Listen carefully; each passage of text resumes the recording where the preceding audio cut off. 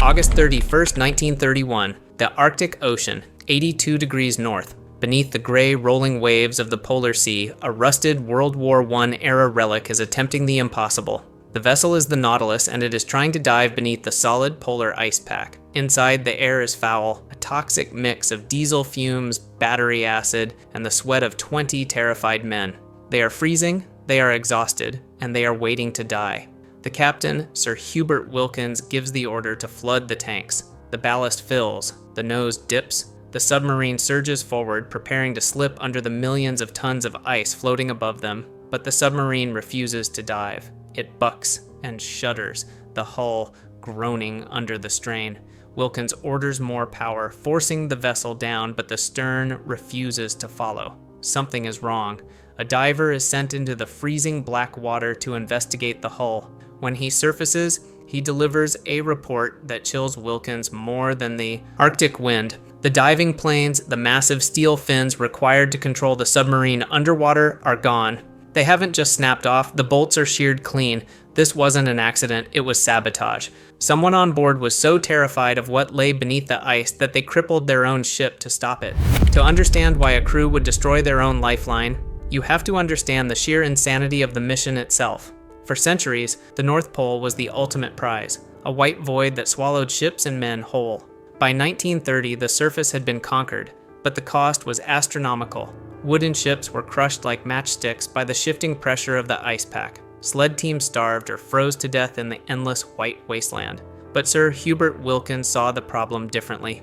He believed the ice wasn't a barrier to be fought, it was a ceiling to be ignored. His logic was scientifically sound. The North Pole isn't land, it's an ocean, covered by a frozen crust. If you couldn't sail through the ice and you couldn't walk over it, you had to go under it. Wilkins envisioned a submarine voyage that would cut through the deep, warm currents beneath the polar cap, surfacing only through cracks in the ice to breathe. It was a brilliant concept. There was just one problem. In 1931, the technology to do this safely did not exist. Wilkins wasn't just planning an expedition, he was trying to force the future to arrive before it was ready. And to do it, he would need a machine that defied all naval logic. The tragedy of the Nautilus began not in the Arctic, but in a shipyard in New Jersey. Wilkins was a visionary, but he was broke. To fund this expedition, he had to make a deal with the devil, or in this case, the media tycoon William Randolph Hearst. Hearst agreed to bankroll the trip, but only if it became a global spectacle. He wanted headlines. He wanted drama. He wanted a stunt. Wilkins secured a decommissioned, scrap heap submarine from the U.S. Navy, the O-12. It was old, cramped, and never designed for polar operations.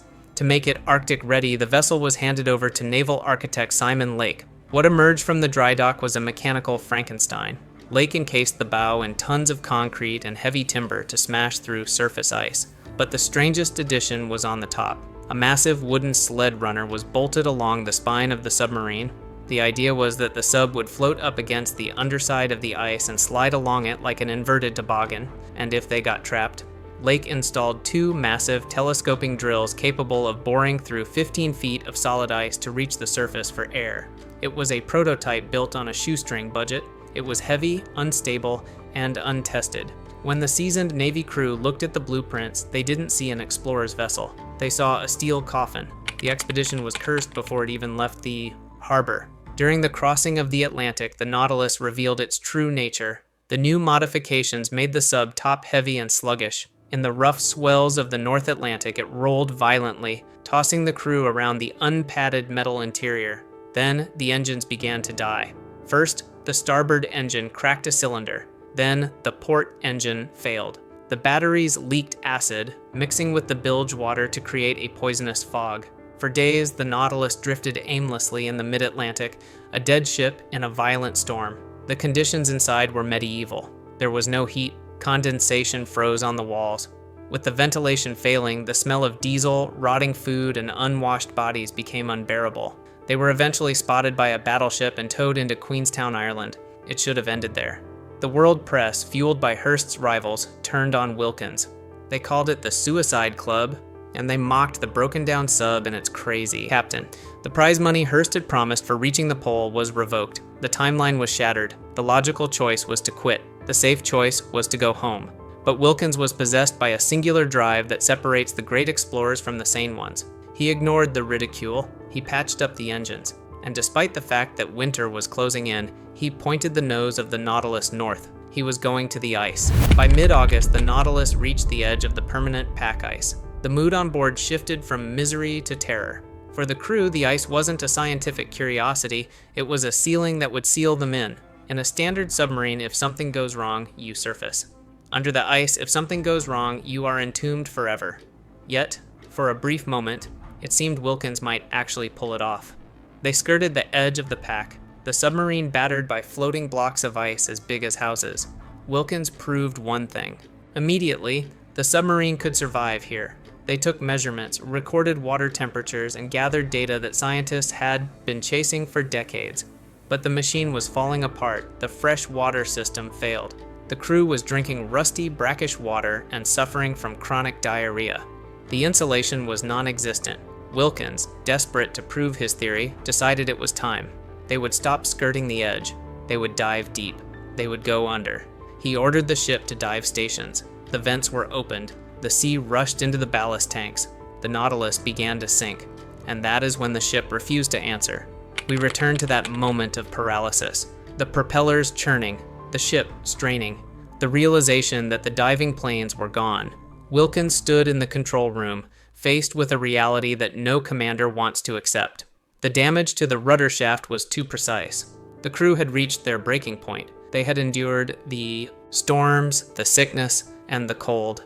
But the prospect of sliding under that endless sheet of white ice, with no guarantee of finding a hole to surface, was too much. Someone had taken a sledgehammer or a wrench to the control mechanisms. It was a mutiny fought not with guns but with mechanics. Wilkins was furious, but he was also trapped. Without the diving planes, he couldn't control the depth. If he forced the sub under, they might dive straight to the bottom and be crushed by the pressure. But he wouldn't give up.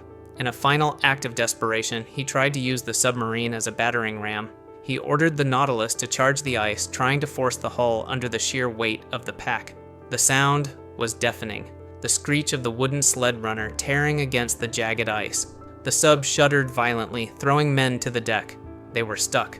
Wilkins ordered the drills to be raised, the fail-safe that would save them. The drills jammed, the motor burned out. The Nautilus was blind, crippled, and weaponless against the Arctic. On September 6th, Wilkins sent a radio message that signaled the end of his career. Our Arctic trip is over.